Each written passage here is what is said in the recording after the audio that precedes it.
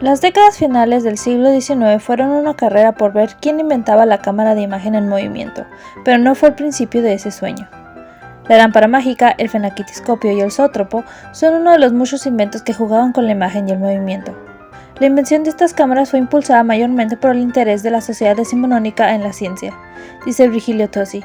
El verdadero nacimiento del cine fue determinado en el siglo XIX por la necesidad de la investigación científica y las posibilidades técnicas que gradualmente se incrementaban de grabar la realidad física en su calidad dinámica con el propósito del análisis, descubrimiento y entendimiento de esta. En 1872, el inglés Edward Muybridge se puso al servicio del magnate americano Leland Stanford para resolver una pregunta. ¿Hay un momento en el que el caballo galope y no toque en sus patas el suelo? Muybridge empezó a realizar sus estudios de la locomoción con fotografías secuenciales, a partir de las cuales desarrolló en 1879 el supraxiscopio, para poder visualizarlas en movimiento. Por su parte, el francés Jules Etienne Méry, un doctor que también realizaba estudios de la locomoción, inventó un arma cronofotográfica en 1882 capaz de tomar 12 fotografías por segundo de un sujeto en movimiento. Estos son solo dos ejemplos de muchos aparatos a la búsqueda de capturar el movimiento en nombre de la ciencia. La invención de estos aparatos no sucedía en un vacío y solo fueron posibles gracias a invenciones menores como el filme de celulosa, que fue instrumental en la creación de una cámara muy especial. En 1888, Muybridge ofreció colaborar con el renombrado Thomas Alva Edison en el desarrollo de una cámara. Edison, entonces famoso por haber inventado el fonógrafo, declinó, puesto que su taller ya estaba trabajando en un aparato de este tipo. Bajo la dirección de William Kennedy Laurie Dixon, en los laboratorios de West Orange, se inventaron primero el kinetógrafo y el kinetoscopio, que grababan sonido e imagen respectivamente. El kinetoscopio como tal fue inaugurado el 9 de mayo de 1893, un aparato de visualización individual en la que echabas una moneda y te agachabas a ver los filmes que Edison y su equipo habían grabado en su estudio, el Black Maria. En años siguientes, Edison adquiriría de Charles Francis Jenkins y Thomas Armat un aparato que podía proyectar las imágenes a un público extendido y que le permitiría competir en el mercado contra otras cámaras. Lo llamó el vitascopio. Dos personas que se habían dado cuenta temprano del poder de proyectar la imagen en movimiento fueron Auguste y Louis Lumière. Los hermanos Lumière revelaron su cinematógrafo en París el 27 de diciembre de 1895, con vistas como la icónica salida de la fábrica Lumière en Lyon y la llegada de un tren.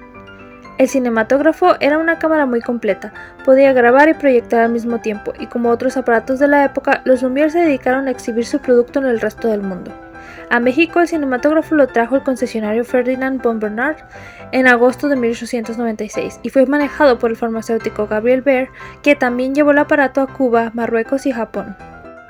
Las vistas que grababan los operadores de Lumière eran todas de carácter documental, lo que entonces llamaban actualités. Se suponía que grabaran la realidad como era, y mucha gente pensó que llegarían a reemplazar los libros de historia, pero no todos los que compraron un cinematógrafo lo hicieron con la intención de dejar un recuerdo de su presente. En el periodo de 1896 a 1910, la duración de lo que esas cámaras podían grabar se extendió. Se estandarizó el uso del rollo de 35 mm y la proyección a 16 fotogramas por segundo. Estas innovaciones posibilitaron que artistas como Georges Méliès realizaran obras de ficción como El viaje a la luna, incorporando técnicas nuevas de corte y edición a su arte. Una vez que la duración de las grabaciones se extendió, el siguiente problema fue el del color. Méliès había experimentado ya con ello intentando teñir el filme. En 1906, George Albert Smith inventó en Inglaterra el Kinemacolor, un proceso a dos colores que grababa y proyectaba alternando filtros rojo y verde. El problema de este y otros métodos en el momento era su costo, que no capturaba todo el rango de colores. De 1916 en adelante, la Technicolor Motion Picture Corporation se dedicó a trabajar sobre este problema en varias etapas. El último paso que resolver era el sonido. Las vistas solían ser acompañadas por una banda de música en vivo para amenizar, y los diálogos aparecían en pantalla, pero la película en sí era muda. La integración del sonido había sido considerada desde el principio, notablemente por Edison, pero la sincronización y la amplificación del sonido resultaron problemáticas. En 1926, el estudio de Warner Brothers introdujo el bitáfono, que grababa el diálogo y sonidos sincronizados en discos separados del filme. Este sistema se utilizó para la que se considera la primera película con sonido, usada solo parcialmente, El cantante de jazz, estrenada el 6 de octubre de 1927. A lo largo del siglo XX se siguieron dando muchas otras innovaciones tecnológicas que cambiaron la industria cinematográfica, pero el cine como lo conocemos hoy, en su núcleo, empieza aquí.